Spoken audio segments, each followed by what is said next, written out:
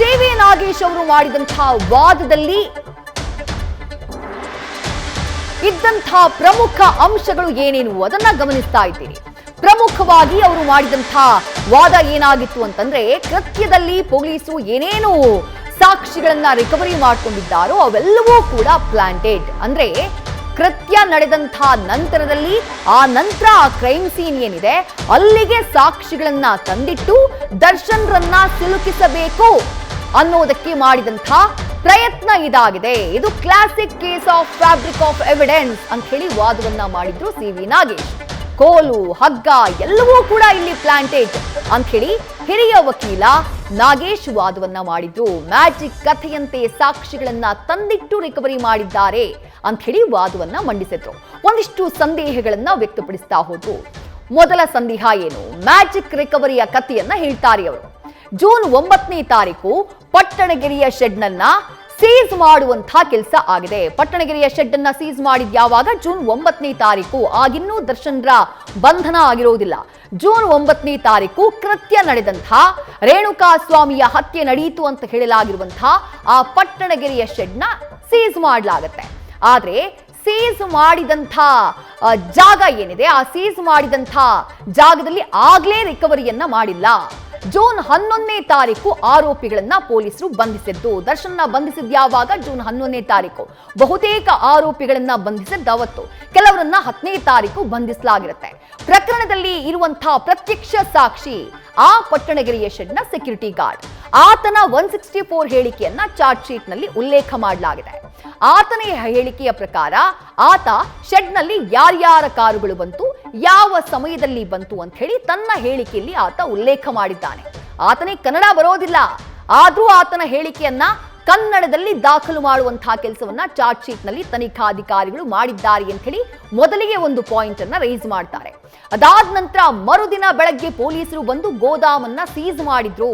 ಅಂದ್ರೆ ಪೊಲೀಸರು ಪಟ್ಟಣಗೆರೆಯ ಶೆಡ್ ಅನ್ನ ಸೀಸ್ ಮಾಡಿದ್ದು ಜೂನ್ 9ನೇ ತಾರೀಕು. ಪೊಲೀಸರು ಬಂದು ನಮ್ಮನ್ನ ಆಚೆ ಕಳಿಸಿ ಗೋದಾಮನ್ನ ವಶಕ್ಕೆ ಪಡ್ಕೊಂಡ್ರು ಅಂತ ಹೇಳಿ ಪ್ರಕರಣದ ಐ ವಿಟ್ನೆಸ್ ಆಗಿರುವಂತಹ ಆ ಪಟ್ಟಣಗೆರೆಯ ಸೆಕ್ಯೂರಿಟಿ ಗಾರ್ಡ್ ತನ್ನ 164 ಹೇಳಿಕೆ, ಅಂದ್ರೆ ನ್ಯಾಯಾಧೀಶರ ಮುಂದೆ ತಾನು ಕೊಟ್ಟಂತಹ ಹೇಳಿಕೆ ಏನಿದೆ ಅದ್ರಲ್ಲಿ ಆತ ಉಲ್ಲೇಖ ಮಾಡಿದ್ದಾನೆ. ಪೊಲೀಸ್ನವರು 11ನೇ ತಾರೀಕು 9ನೇ ತಾರೀಕು ಗೋದಾಮನ್ನ ಸೀಸ್ ಮಾಡಿದ್ದಾರೆ ಅಂತಂದ್ರೆ, ಆ ಪಟ್ಟಣಗೆರೆಯ ಶೆಡ್ನ ಸೀಸ್ ಮಾಡಿದ್ದಾರೆ ಅಂತಂದ್ರೆ ಆವತ್ತೇ ರಿಕವರಿ ಮಾಡ್ಬೇಕಾಗಿತ್ತಲ್ಲ, ಪಂಚನಾಮೆ ಆವತ್ತೇ ಮಾಡ್ಬೇಕಾಗಿತ್ತು. 9ನೇ ತಾರೀಕು ಮಾಡ್ಲಿಲ್ಲ. ಸರಿ, 10ನೇ ತಾರೀಕು ಏನ್ ಮಾಡ್ತಾ ಇದ್ರು ಪೊಲೀಸರು? 10ನೇ ತಾರೀಕು ಕೂಡ ಯಾವುದೇ ರಿಕವರಿ ಮಾಡೋದಕ್ಕೆ ಹೋಗ್ಲಿಲ್ಲ ಆ ಜಾಗಕ್ಕೆ. 11ನೇ ತಾರೀಕು ಕೂಡ ಹೋಗ್ಲಿಲ್ಲ. ಅಟ್ಲೀಸ್ಟ್ 11ಕ್ಕೆ ಹೋಗ್ಬೇಕಾಗಿತ್ತು. ಯಾಕಂದ್ರೆ ದರ್ಶನ್ ಸೇರಿದಂತೆ ಪ್ರಮುಖ ಆರೋಪಿಗಳ ಬಂಧನ ಅವತ್ತಾಗಿದೆ. 9ನೇ ತಾರೀಕೆ ಸೀಸ್ ಮಾಡಿದವರು 12ನೇ ತಾರೀಕಿನವರೆಗೂ ಕೂಡ ವೇಟ್ ಮಾಡ್ತಾರೆ. 12ನೇ ತಾರೀಕಿನ ತನಕ ವೇಟ್ ಮಾಡಿ ಆ ನಂತರ ಪಟ್ಟಣಗೆರೆಯ ಶೆಡ್ಗೆ ಹೋಗಿ ಪಂಚನಾಮೆಯನ್ನ ಮಾಡ್ತಾರೆ. ಅಲ್ಲಿ ಕೋಲು, ಈ ನೈಲಾನ್ ಹಗ್ಗ, ವಾಟರ್ ಬಾಟಲ್ ಜೊತೆಗೆ ಮರದ ಕೆಂಬೆ, ಮರದ ಕೊಂಬೆ ರೆಂಬೆ ಎಲ್ಲವನ್ನ ಕೂಡ ರಿಕವರಿ ಮಾಡಿಕೊಳ್ಳುವಂತಹ ಕೆಲಸವನ್ನ ಪೊಲೀಸರು ಮಾಡಿದ್ರು. ಆದ್ರೆ ಇವೆಲ್ಲವೂ ಕೂಡ ಪ್ಲಾಂಟ್ ಮಾಡಿದಂತಹ ಸಾಕ್ಷಿಗಳು. ಮರದ ಕೊಂಬೆ, ನೈಲಾನ್ ಹಗ್ಗ, ಬಾಟಲ್ ಇವೆಲ್ಲವನ್ನ ತಂದಿಟ್ಟು ಆಮೇಲೆ ಕಲೆ ಹಾಕುವಂತಹ ಕೆಲಸವನ್ನ ಪಂಚನಾಮೆಯ ಸಂದರ್ಭದಲ್ಲಿ ಮಾಡಲಾಗಿದೆ ಅಂತ ಹೇಳಿ ವಾದವನ್ನ ಮಂಡಿಸಿದ್ರು ಸಿ.ವಿ. ನಾಗೇಶ್.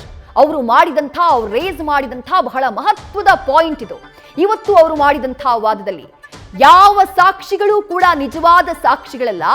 ಈ ನೈಲಾನ್ ಹಗ್ಗ ಅಂದ್ರೆ ರೇಣುಕಾ ಸ್ವಾಮಿಯ ಕೊಲೆಗೆ ಬಳಸಲಾಗಿದೆ ಎನ್ನಲಾದಂತಹ ನೈಲಾನ್ ಹಗ್ಗ, ಆ ಸ್ಟೋನಿ ಬ್ರೂಕ್ನ ಲೇಬಲ್ ಇರುವಂತಹ ವಾಟರ್ ಬಾಟಲ್, ಜೊತೆಗೆ ಆ ಮರದ ರೆಂಬೆ ಕೊಂಬೆ, ಮುರಿದು ಹೋದಂತಹ ಲಾಠಿ, ಅದೆಲ್ಲ ಏನು ಫೋಟೋಗಳಲ್ಲಿ ನೀವು ಗಮನಿಸ್ತಾ ಇದ್ದೀರಿ. ಪೊಲೀಸರು ಚಾರ್ಜ್ ಶೀಟ್ ನಲ್ಲಿ ಕೃತ್ಯದ ಸ್ಥಳದಿಂದ ರೇಣುಕಾ ಸ್ವಾಮಿಯ ಹಲ್ಲೆಗೆ ಬಳಸಿದಂತಹ ವಸ್ತುಗಳು ಅಂತ ಹೇಳಿ ಏನು ಸಾಕ್ಷಿಯನ್ನ ರಿಕವರಿ ಮಾಡಿ ಚಾರ್ಜ್ ಶೀಟ್ ನಲ್ಲಿ ಮೆನ್ಷನ್ ಮಾಡಿದ್ದಾರೋ ಅವ್ಯಾವೂ ಕೂಡ ನಿಜವಾದ ಸಾಕ್ಷಿಗಳಲ್ಲ. ಅವೆಲ್ಲವೂ ಕೂಡ ಪ್ಲಾಂಟ್ ಮಾಡಿದ್ದು. ದರ್ಶನ್ರನ್ನ ಸಿಕ್ಸಿ ಹಾಕಬೇಕು ಅಂತ ಹೇಳಿ 9ನೇ ತಾರೀಕೆ ಪಟ್ಟಣಗೆರೆಯ ಶೆಡ್ ಸೀಸ್ ಆದ್ರೂ ಕೂಡ 12ನೇ ತಾರೀಕು ಬಂದು ಪಂಚನಾಮೆಯನ್ನ ಮಾಡುವಂತಹ ಸಂದರ್ಭದಲ್ಲಿ ಅಲ್ಲಿ ಈ ಸಾಕ್ಷಿಗಳನ್ನ ಪ್ಲಾಂಟ್ ಮಾಡಿ ಆಮೇಲೆ ನಾವು ರಿಕವರಿ ಮಾಡಿದ್ದೇವೆ ಅಂತ ಹೇಳಿ ತೋರಿಸಿದ್ದಾರೆ.